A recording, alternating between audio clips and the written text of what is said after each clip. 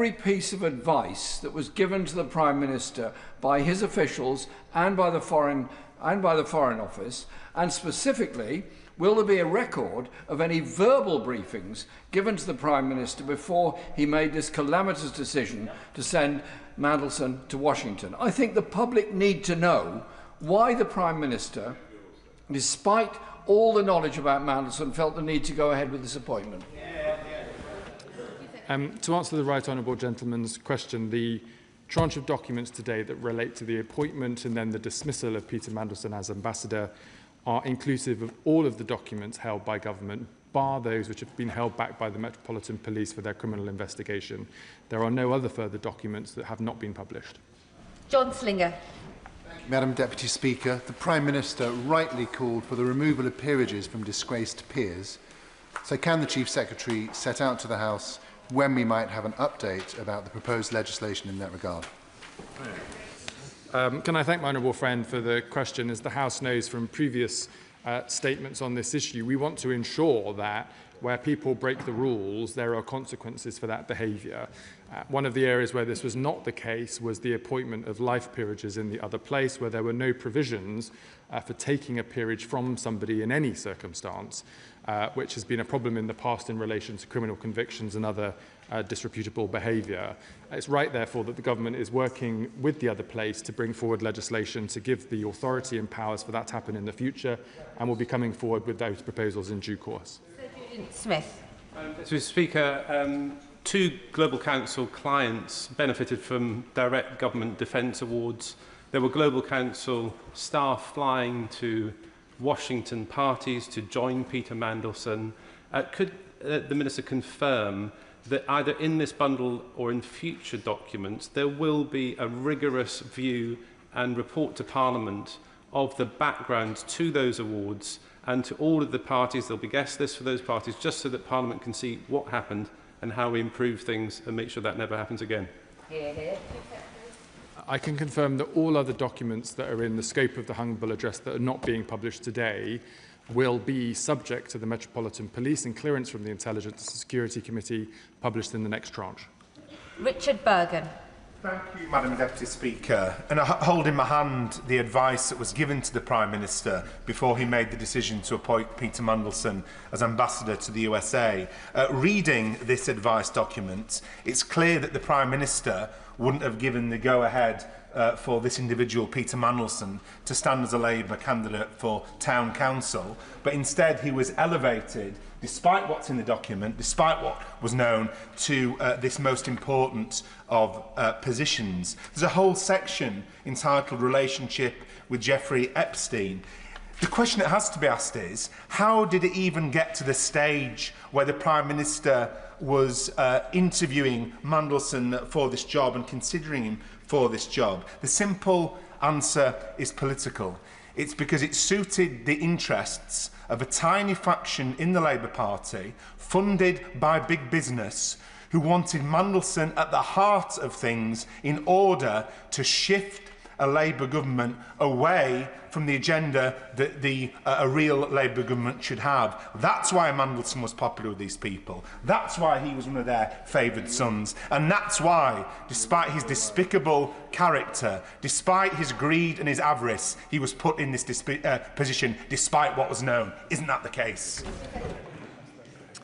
It's not for me, Madam Deputy Speaker, to speak on behalf of Peter Mandelson, but evidently he put himself forward for this role, which is how he ended up in the process in the first place. To the question of his appointment, as I've said to the House, the Prime Minister regrets his appointment and apologises for it, and had he known what the House now knows, he would never have appointed him in the first place. Much, Madam Deputy Speaker. In his remarks, the Chief Secretary mentions policy and process weaknesses in our political system, and he's right to do so, but surely the real failure is one of the Prime Minister's judgment.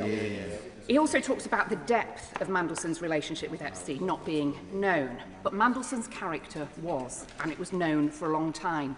There was a long-standing interview exercise when somebody was applying to be a press officer for the Liberal Democrats. Peter Mandelson has resigned in disgrace again. Draft the press release. It is difficult to legislate out poor judgment But the Chief Secretary has talked about legislating for policy and process weaknesses. When does he plan to bring forward this legislation? There are a number of changes that can be made without legislation, and I'll be able to update the House on that in due course. That will, of course, be quicker to implement as a consequence of it not requiring statute. Where we specifically need statutory changes, which I think at this stage will predominantly relate to the removal of peerages from those in the other place that bring their House into disrepute. As I say, we'll bring that forward in the coming months. Arthur. Thank you, Madam Speaker. I do thank the Minister for his statement and also for the tone in which he's brought it here today. I think it's been quite an open statement in terms of the discussion. But I think as a government we're serious about the whole agenda of violence against women and girls, and I just cannot conclude that giving Mandelson £75,000 is compatible with that. So I do hope that he repays it. And I think constituents in Edinburgh South West are really concerned about Epstein's links into the British establishment, really concerned. And so, particularly given the allegations against both Mountbatten and Windsor and also Mandelson himself. And I know there's a live court case and investigations underway, but can the government commit to a public inquiry into Epstein's links into the British state once these court cases are over? My honourable friend will know that there's an ongoing criminal investigation in this country, and of course there's investigations happening in the United States, in Congress and elsewhere.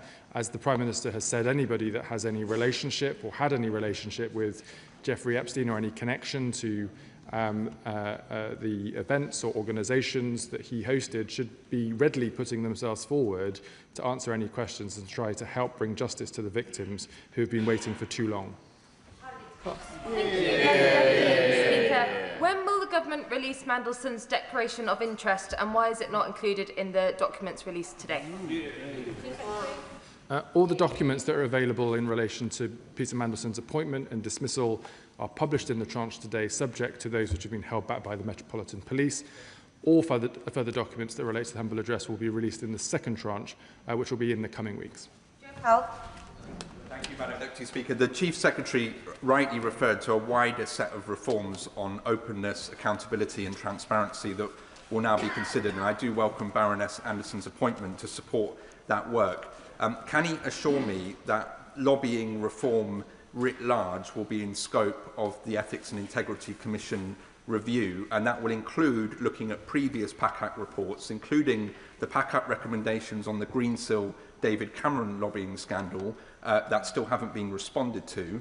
And does he also agree that the antidote to the distrust that we've seen in politics can be better public participation? So I do want to acknowledge the launch of the Citizen Assembly yesterday, and I personally believe that more citizen assemblies is the way to put power closer to the people and away from power and wealth in this country. Can I thank my honourable friend for his question and also pay tribute to him for his years of work on this issue. I can confirm that the wide-ranging set of reviews that are taking place today will happily receive submissions from him and others in this place and the other place, should they wish to make them, and we'll be looking at current and previous reports from the relevant committees in the normal way. Thank you.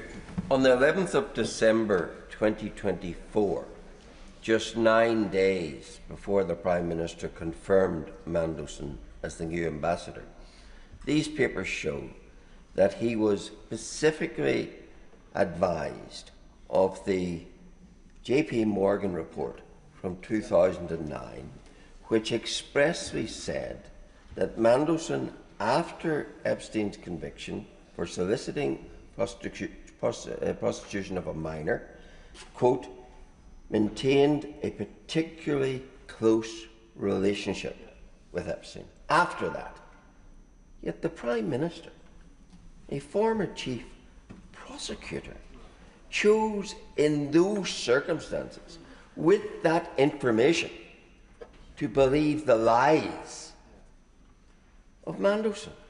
How could that be? And given that it is, what does it say about the judgment of our Prime Minister? The Prime Minister has said that he regrets believing the lies of Peter Mandelson, and had he known the depth and extent of the relationship that we now all know and have confirmed, he would never have appointed him in the first place.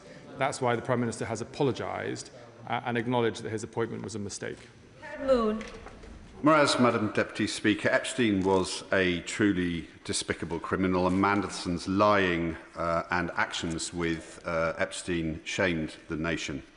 But does the Chief Secretary agree with me that what we must not do right now is to compromise criminal investigations that the Met are currently undertaking? Because to do so would be to fail the victims of Epstein and their families. But can the Chief Secretary also reassure the House that as and when documents do come available, they are published in a timely manner? My honourable friend is absolutely right. The victims of Jeffrey Epstein have, for too long, had justice delayed or denied. And the very worst that we could do is to undermine a criminal investigation that may at last bring some justice to the horrors that they had suffered. That's why the government is working closely with the Metropolitan Police to make sure that we do everything we can to not prejudice that investigation. It is why there are some documents, even though we might like to publish them, that we've chosen not to do so at the request of the Metropolitan Police. But I am grateful to the Metropolitan Police for agreeing to allow us to put those documents before the chair of the relevant select committee, so that in some way on behalf of the House there can be independent verification that we are not misusing that process in any way to withhold any documents when we are completely committed to full transparency. Chris Law. Madam Deputy Speaker, like all statements, it's not just what's in but what's left out. We learned today that the due diligence, which has not been spoken about in any detail in the statement, provided to Prime Minister Keir Starmer before Peter Mandelson's appointment as a US ambassador, warned in it will quote, a general reputational risk. So it's not just him sitting down having a chat with Mandelson and not believing him. He was warned it was a general reputational risk. So my question to the Minister is very simple. Which failing does he think the Prime Minister suffers from? Ignorance, arrogance, or both? The Prime Minister has apologised for appointing Peter Mandelson as the ambassador to the United States. He believed the lies that Peter Mandelson put to him in response to questions about his relationship with Jeffrey Epstein. And as soon as all of us, including the Prime Minister, became aware that those were indeed lies, with the publication of documents from Bloomberg and the United States Department of Justice, he was dismissed promptly. Thank you, Madam Deputy Speaker.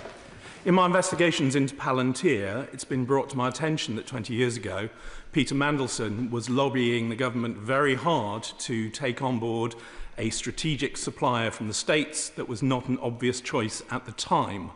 That sort of decision is something that a financier like Epstein would have made advantage of and made money from. We see the same things with influence and persuasion from Andrew Mountbatten-Windsor.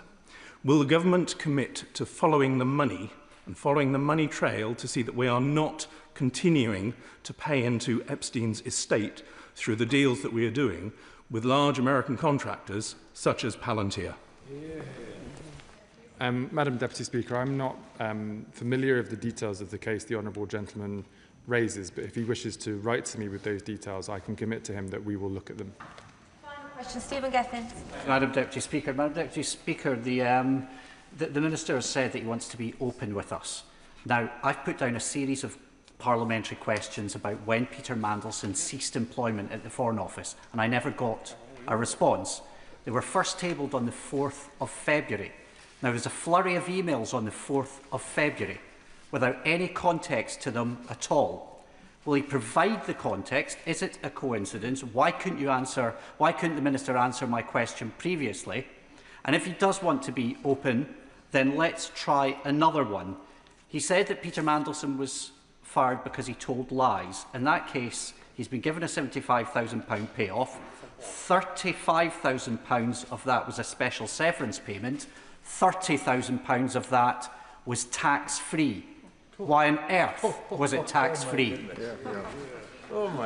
Madam Deputy Speaker, in relation to the tax-free treatment for payments following dismissal without recourse to the Employment Tribunal, those are the tax rules that exist in all circumstances in this country. The government did not have the legal powers to override them. On his question about parliamentary questions, I think the documents he's hoping to see are being published today, and they, of course, speak for themselves. That is the end of the statement on Lord Mandelson humble address motion. Update. Point of order, Gregory Stafford. On a point of order, Madam Deputy Speaker, during Cabinet Office questions on the 5th of March, the Chief Secretary to the Prime Minister informed me that the appointment of the new Director General of the Propriety and Ethics Team was made on an interim basis and in line with the rules. However, I have now received a copy of the Civil Service Recruitment Framework, which states that a temporary promotion, managed move, or the appointment of a single applicant within the senior civil service must require ministerial authorisation, either from the Prime Minister or the relevant minister, before an appointment can be made without an external competition. Given the importance of the transparency and confidence in this government's propriety and ethics system, could you please advise the House, Madam Deputy Speaker, on how members can seek clarification when there appears to be a discrepancy between a minister's statement to the House and the provisions set out in the Civil Service Recruitment Framework 2022. I thank the honourable member for his point of order. He will know that I and the Chair are not responsible for the answers given by ministers. But the Minister, as I can see, the Chief Secretary is already here. I think he wishes to respond. Go ahead, Chief Secretary. I'm happy to do so, Madam Deputy Speaker. I do not recognise the discrepancy. As I've said to the House previously, there was a temporary appointment to the role in question within the rules. Permanent appointment to that role will be subject to the normal recruitment processes. But if he wishes to write to me with more detail, I'll happily respond to him in writing. Hopefully that enables the member. Otherwise, he can obviously pursue this even further. Point of order, Liz Saville-Roberts. Has the Speaker received any notice of a statement from the Government following the question from my honourable friend, the member of Arbroath and Broughty Ferry, to the Prime Minister this morning regarding the contents of a memo from the Prime Minister to Cabinet members advising them to disregard opposition from devolved governments to direct interventions by Westminster ministers?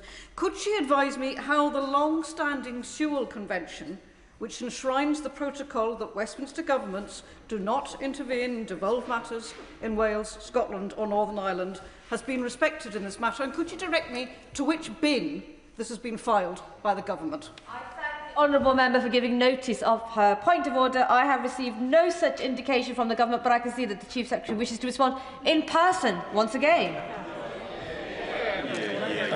Thank you, Madam Deputy Speaker. The issues raised in the Cabinet note that's been, I understand, leaked to journalists are important, and the government takes them seriously. The Sewell Convention is an important framework for the role in which the UK government respects the devolved responsibilities of devolved governments, one for which I am the responsible minister, which is why I have repeated engagement with the First and Deputy First Ministers of the devolved governments about our relationship working together. However, I will just remind the House that devolved governments are important, but in Scotland, Wales and Northern Ireland there are two governments, the UK government and the devolved government, and that's why we retain the right to deliver for the people of Northern Ireland, Wales and Scotland, as well as in England. Point of order, Stephen Gethins. Point of order, Madam Deputy Speaker. And can I firstly apologise to you that I've not been able to give you notice of this, but this is in reference to the response and to the documents. I put down a written parliamentary question about when Peter Mandelson left his employment on the 4th of February. The emails on the 4th of February show that officials knew the answer to that question the 16th of October. Yet not only was my question late when it came back and I had to put down a second question, but no answer was forthcoming. Now, Madam Deputy Speaker, we have a role here and a job